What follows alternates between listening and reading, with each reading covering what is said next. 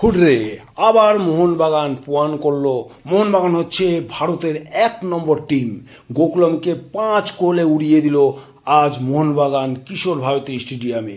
কি ফুটবলটাই না খেললো, কি নৈপুণ্যে ভরা মোহনবাগান এই ভাঙা টিম নিয়েও ওই গোকুলমকে ৫-১ গোলে হারিয়ে দিল। এটাই হচ্ছে আসল মোহনবাগান। আর এই আনন্দের মুহূর্তে যারা মন খুলে আনন্দ করতে পারবে না, এখনও রাজনীতি করে আছে, এখনও ম্যানেজমেন্ট ফুটবল তাদের পেছনে লেগে আছে, তারা কিন্তু প্রকৃতপক্ষে মোহনবাগান বলে আমি মনে করি না।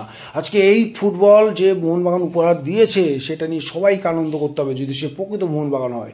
আজকে দারুণ লেগেছে যেভাবে গোলগুলো আজকে করেছে। আজকে রবসান রবিনকে এত টাকা দিয়ে কেন নিয়ে এসছে সেটা কিন্তু আজকে প্রমাণ করে দিল। পাশাপাশি আজকে রড্রিগেজ অসাধারণ ফুটবল খেললো এবং ম্যাকলারিন বিশ্বমানের গোল করে কিন্তু সেলিব্রেশন করলো না, যেহেতু কিছু কিছু সমর্থকদের মনের ভিতরে নাকি এখনও দুঃখ বয়ে নিয়ে যাচ্ছে। তাদের কিসের এত দুঃখ আমি বুঝতে পারছি না। একটা টাইম থাকে, টাইমের পরে দুঃখ ভুলে যায়। ঠিক আছে, ACL2 খেললো না, ঠিক আছে, আমাদের পরবর্তী যে ম্যাচগুলো আছে সেই ম্যাচগুলোতে যদি মোহনবাগান ভালো মতো উন্নতি করতে পারে এবং ভালো যাতে রেজাল্ট করতে তাদের উৎসাহ দিতে হবে। এবং পরবর্তীগুলো অনেকগুলো ম্যাচ আছে, সুপার কাপ আছে, আইপিএল শিল্ডে বাকি ম্যাচগুলো আছে, এরপরে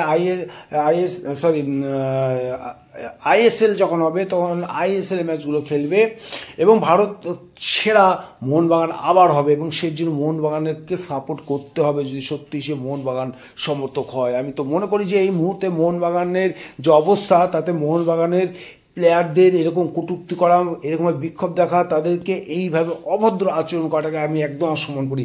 যে দিমিত্রি মোহনবাগানকে এত কিছু দিল, মোহনবাগানের মান সম্মান এত বাড়ালো, দিনের পর দিন ডার্বি ম্যাচে মোহনবাগানকে জিতেই চলেছে, সেই দিমিত্রিকে যেভাবে যে ভাষায় যে অকথ্য ভাষায় কথাবার্তাগুলো বলেছে সেগুলো কিন্তু আমি একদম সাপোর্ট তো করি না এবং তাদেরকে আমি খেলোয়াড় সুলভ কোনো আচরণ, সেই আচরণকে একদম সমর্থন করে। তারপর খেলোয়াড় সুলভ কোনো আচরণই নেই। এইভাবে প্লেয়ারদের যারা মোহনবাগানের সম্মান বয়ে নিয়ে আসছিল, যেভাবে মোহনবাগানের ঘরের ট্রফিতে ভরিয়ে দিয়েছিল, সেই সমস্ত প্লেয়ারকে অকথ্য ভাষা কথাবার্তা বলে, তাদেরকে ব্যান করা উচিত। তারা কি মোহনবাগানকে ব্যান করবে? তাদেরকে ব্যান করা উচিত। বাদবাকি যারা মোহনবাগানকে ভালোবাসে, এখনও জয় মোহনবাগান বলে যারা মোহনবাগানের মাঠে খেলা দেখতে যায়, মাঠ ভরাতে যায়, এবং তাদেরকে অবশ্যই এর বিরুদ্ধে না, সব আমাদের করে লাভ নেই। আমাদের যেটা করতে হবে, মোহনবাগানের যেটা করতে হবে, খালি খেলা দেখে যাও এবং মোহনবাগান সমর্থন করো এবং মোহনবাগান পরবর্তীতে ভারতের যতগুলো টুর্নামেন্ট আছে সব টুর্নামেন্টে সাফল্য হবে।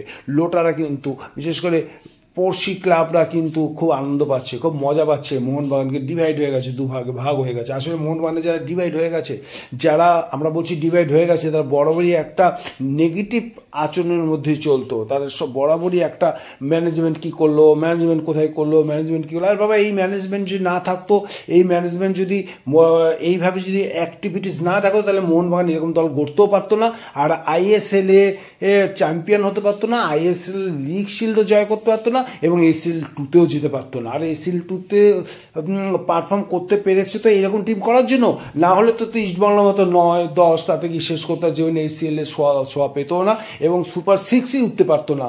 তো সেদিক দিয়ে তোমরা অবশ্যই ম্যানেজমেন্ট কিছু বুঝি না। তুমি খালি দেখো যে মোহনবাগান, বাস আর কিচ্ছু না। মোহনবাগান কি করলো? গেল না, বেশ করছে, গেল না।